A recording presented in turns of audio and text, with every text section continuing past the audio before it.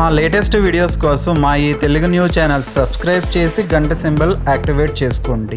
రేపు బుధవారం రథసప్తమి తర్వాత రోజు చాలా మంచి రోజు కాబట్టి ఈరోజు రాత్రికి ఉప్పుతో ఇలా చేస్తే చాలు, తెల్లారేసరికి మీ జాతకం మారిపోతుంది. పట్టిందల్లా బంగారం అవుతుంది. మీ కష్టాలన్నీ కూడా పోతాయి.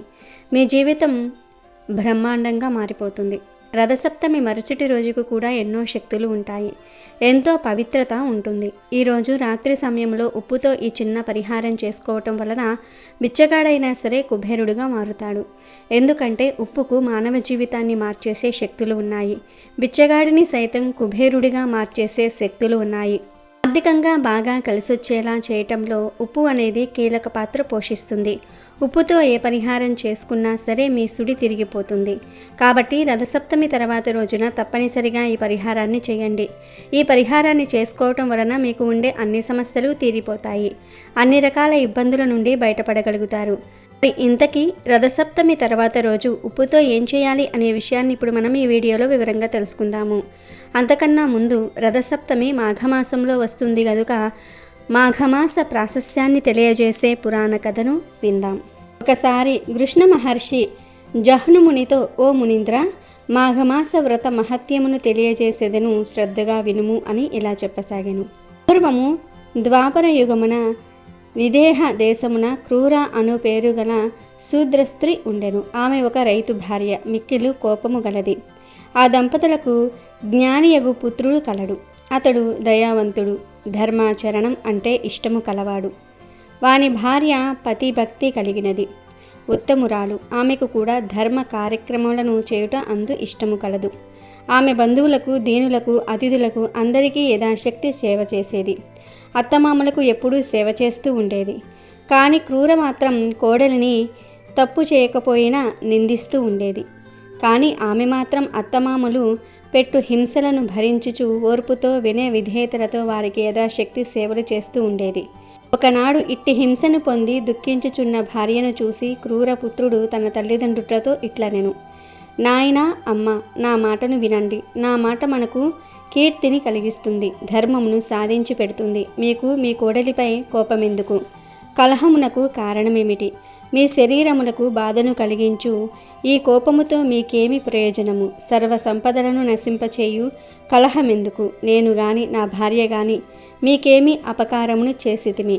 మీ ఈ కోపమునకు కారణము నాకు కనిపించుటలేదు. పెరిగిన కోపము వల్ల ఆయువు, ధనము, కీర్తి, సుఖము, గౌరవము, జ్ఞానము మునగునవి నశించును కదా. సర్వజ్ఞులైన పెద్దలైన మీరు కోపమును మాని మాయందు దయను చూపి సర్వజన సంపత్తమైన ఓర్పు వహించండి అని పలికెను. పుత్రిని మాటలను విని క్రూర భర్తతో పాటు మిక్కిలి కోపముతో ఇట్లనెను, మూర్ఖుడా, పో, ఉమ్ము, నీవెంత, నీ భార్య ఎంత? తల్లిదండ్రులకు ఇలా నీతి బోధన చెయ్యు నిన్ను, నీ భార్యను ఏమి చేసినా తప్పులేదు అని పలికి కొడుకును, కోడలిని మరలా మాటిమాటికి పలుమార్లు నిష్కారణముగా కొట్టెను. దెబ్బలు తింటున్న పుత్రుడు రోషమును చెందెను. కానీ తర్వాత సహజమైన శాంతమును పొందెను. అయ్యో, తల్లిదండ్రులను ద్వేషించుట ఎంత తప్పు! అట్టివారు శాశ్వతముగా నరకమునకు పోదురు కదా. తల్లిదండ్రులకు సమానమైన దైవము వేరే ఒకటి లేదు. స్త్రీకు భర్తను మించిన దైవమును లేదు కదా. విష్ణువుతో సమాన దైవము, గంగతో సమానమగు తీర్థము మరేమీ లేవు కదా అని తలిచెను.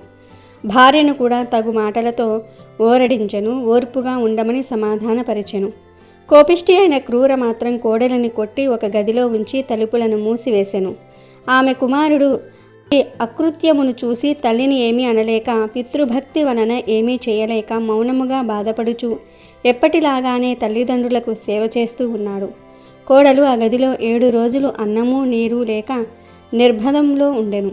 ఇరుగు పొరుగువారు, బంధువులు, మిత్రులు ఈ పని మంచిది కాదని చెప్పినా కూడా క్రూర వారి మాటలను వినిపించుకొనలేదు.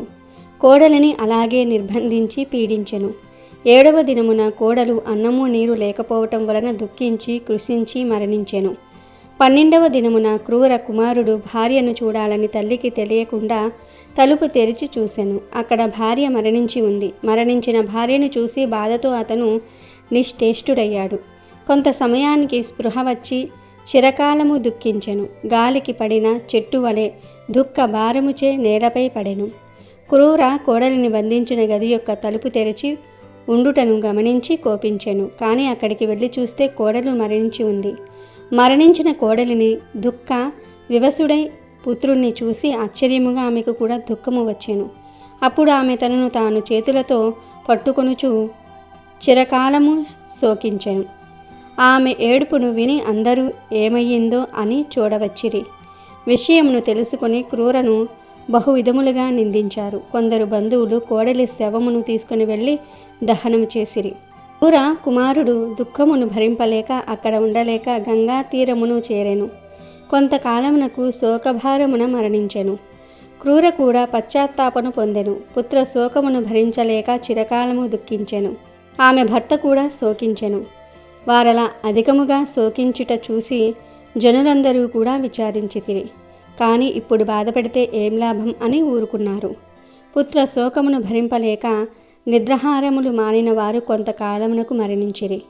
యమలోకమున చేరిరి. వారు ఆసి వ్రత నరకము అనగా కత్తుల బోనులో చిరకాల శిక్ష అనుభవించిరి. తర్వాత చంపా తీరమున సర్పములై జన్మించితిరి.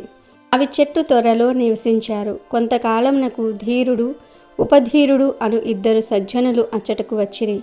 చంపా నదిలో మాఘమాస స్నానం ఆచరించి సర్ప దంపతులున్న చెట్టు క్రింద శ్రీహరిని అర్చించిరి. మాఘమాస మహిమను పురాణముగా చెప్పుకొనిరి.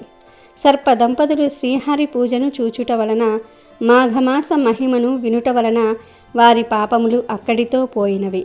పుణ్యము కలిగెను. వారు వెంటనే సర్పదేహములను విడిచి దివ్య దేహములను ధరించిరి.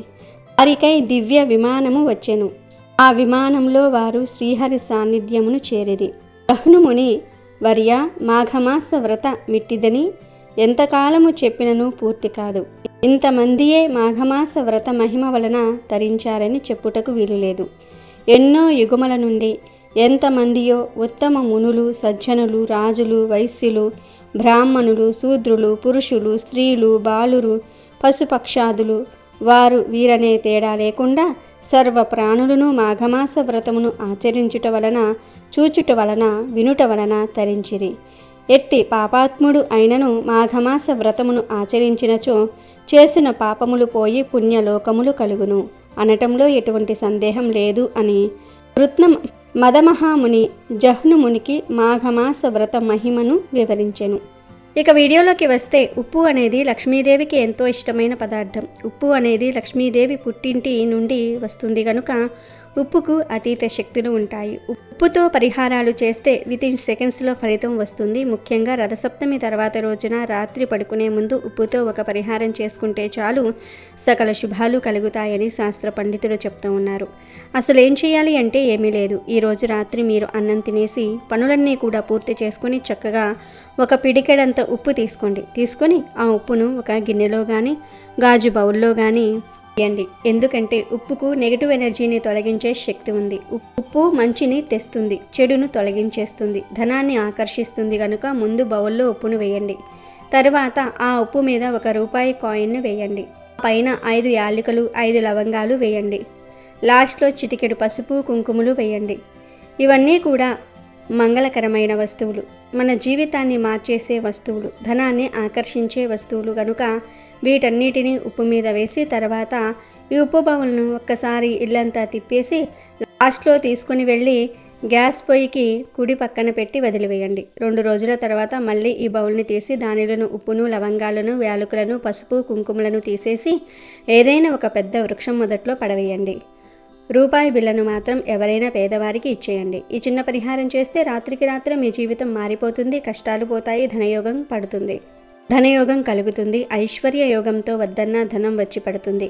కనుక అందరూ కూడా రథసప్తమి తర్వాత రోజున ఉప్పుతో ఈ పరిహారం చేసి శుభ ఫలితాలను పొంది సంతోషంగా జీవించండి. బుధవారం రోజు ఈ చిన్న పని చేస్తే చాలు మీకు ఉన్న కష్టాలు సమస్యలు బాధలు ఆటంకాలు అన్నీ కూడా వెన్నలాగా సులభంగా కరిగిపోతాయి. నిత్య జీవితంలో ఏ పని తలపెట్టినా ఆ పనిలో ఆటంకాలు ఎక్కువగా వస్తున్నట్లయితే, విఘ్నాలు ఎక్కువగా వస్తున్నట్లయితే, చేపట్టిన పనులన్నీ కూడా సులభంగా పూర్తి చేసుకోవాలంటే బుధవారం రోజు గణపతికి సంబంధించిన ఒక పరిహారం పాటించాలి. ఎవరైనా సరే విఘ్నాలను తొలగించుకోవాలంటే ప్రతి బుధవారం కూడా గణపతికి సంబంధించిన ఒక ప్రత్యేకమైన విధి విధానాన్ని పరిహారాన్ని పాటించాలి. అసలు ఏం చేయాలి అంటే బుధవారం రోజు సాయంత్రం 6 తర్వాత ప్రమిదలో కొబ్బరి నూనె పొయ్యాలి. 5 ఒత్తులు విడివిడిగా వేసి దీపారాధన చేయండి. మీ ఇంట్లో గణపతి ఫోటో కానీ విగ్రహం కానీ ఉన్నట్లయితే ఆ విగ్రహం లేదా ఫోటో దగ్గర గరికను ఉంచండి. ఎర్రటి పుష్పాలను సమర్పించండి. ఆ తర్వాత గణపతికి సంబంధించిన ఒక అద్భుతమైన మంత్రం ఉంది. అదే హేరంబ గణపతి మంత్రం. ఎవరైనా సరే ప్రతి బుధవారం ఈ హేరంబ గణపతి మంత్రాన్ని చదువుకుంటూ గణపతిని పూజిస్తే ఎలాంటి విఘ్నాలు ఎదురవుతూ ఉన్నా సరే ఆ విఘ్నాల నుండి చాలా సులభంగా బయటపడవచ్చు. అంతటి శక్తివంతమైన హేరంబ గణపతి మంత్రం ఏమిటంటే ఓం గూం హేరంబాయ నమః. ఈ మంత్రం 21 సార్లు చదువుతూ ఎర్రటి పుష్పాలతో కుంకుమ కలిపిన అక్షింతలతో గణపతిని పూజించండి. ఇలా చేస్తే విఘ్నాలన్నీ కూడా తొలగిపోతాయి. చేపట్టిన ప్రతి పనిని కూడా దిగ్విజయంగా పూర్తి చేసుకోవచ్చు. అంతేకాకుండా బుధవారం పూట మీరు గణపతి ఆలయానికి వెళ్ళండి. గణపతి ఆలయానికి వెళ్ళి గణపతిని దర్శనం చేసుకొని గణపతి ఆలయంలో 5 ప్రదక్షిణలు చేయండి. ఇలా చేయటం ద్వారా కూడా విఘ్నాల నుండి చాలా సులభంగా బయటపడవచ్చు. అలాగే ఎవరైనా సరే బుధవారం పూట గణపతి అనుగ్రహం సులభంగా పొందాలంటే వెన్న ముద్ద ఉంటుంది కదా, ఆ వెన్నను కొద్దిగా గణపతి ఫోటో దగ్గర కానీ విగ్రహం దగ్గర కానీ సమర్పించండి. వెన్న ఎందుకు సమర్పించాలి అంటే వెన్న ఎంత సులభంగా కరిగిపోతుందో అంత సులభంగా మీ కష్టాలన్నీ కూడా కరిగిపోతాయి. మీ కష్టాలన్నీ కూడా తొందరగా సులభంగా కరిగిపోవాలంటే కాస్త వెన్న ముద్దను కూడా గణపతి ఫోటోకు కానీ గణపతి విగ్రహానికి కానీ సమర్పించండి. అలాగే గణపతి స్వయంభూగా ఒక తెల్ల జిల్లేడు చెట్టు రూపంలో అవతరించాడని గణేష పురాణంలో చెప్పారు. కాబట్టి మీరు ఇంట్లో ఒక ప్రత్యేకమైన గణపతిని పెట్టుకుంటే తిరుగులేని విధంగా అఖండ విజయం సాధిస్తారు. మరి అది ఏమిటంటే తెల్ల జిల్లేడు వేరు మీద చెక్కిన గణపతి రూపు, తెల్ల జిల్లేడు మీద చెక్కిన గణపతి రూపు బయట లభిస్తుంది. అలాంటి గణపతిని తెచ్చి మీ ఇంట్లో పూజా మందిరంలో ఉంచుకోండి. ప్రతి బుధవారం ఇప్పుడు మనం చెప్పుకున్న విధంగా పూజ చేయండి. ప్రతిరోజు కూడా ఈ తెల్ల జిల్లేడు గణపతి దగ్గర ఒక ఎర్ర పుష్పాన్ని ఉంచి బయటకు వెళ్ళండి. ఇలా చేస్తే గణపతి అనుగ్రహం ద్వారా ఏ పని తలపెట్టినా ఆ పనిలో వచ్చే ఆటంకాల నుండి సులభంగా బయటపడవచ్చు. అన్ని పనులను దిగ్విజయంగా పూర్తి చేసుకోవచ్చు. అలాగే దాంపత్యంలో అనుకూలత తక్కువగా ఉన్నవారు ఎవరైనా సరే గణపతి ఆలయానికి వెళ్ళినప్పుడు ఆలయ ప్రాంగణంలో కొబ్బరి నూనె ప్రమిదలో పోసి దీపారాధన చేయండి. దాంపత్యంలో చక్కటి అనుకూలత ఏర్పడుతుంది. గణపతి యొక్క విశేషమైన అనుగ్రహం కూడా కలుగుతుంది. దీనితో పాటుగా గణపతి షోడశోపచార నామాలు అని ఉంటాయి. ఈ షోడశ నామాలను ముఖ్యమైన పని మీద బయటకు వెళ్ళేటప్పుడు చదువుకొని వెళితే గణపతి విశేషమైన అనుగ్రహం ద్వారా ప్రతి పనిని కూడా సులభంగా పూర్తి చేసుకోవచ్చు. దీనితో పాటుగా మీ ఇంట్లో బుధవారం పూట ఉత్తర దిక్కులో దీపం వెలిగించండి. ఎవరైతే బుధవారం పూట ఇంట్లో ఉత్తర దిక్కులో ప్రమిద పెట్టి దీపం వెలిగిస్తారో వారి ఇంట్లో గణపతి అనుగ్రహం ద్వారా అఖండ ఐశ్వర్యం ప్రాప్తిస్తుంది. కాబట్టి మీరు కూడా బుధవారం రోజు ఈ చిన్న చిన్న పనులను చేయండి. అద్భుతమైన శుభ ఫలితాలను సిద్ధింప చేసుకుని సంతోషంగా జీవించండి. వీడియో నచ్చితే లైక్ చేయండి, షేర్ చేయండి, బట్ సబ్స్క్రైబ్ చేసుకోవడం మర్చిపోవద్దు.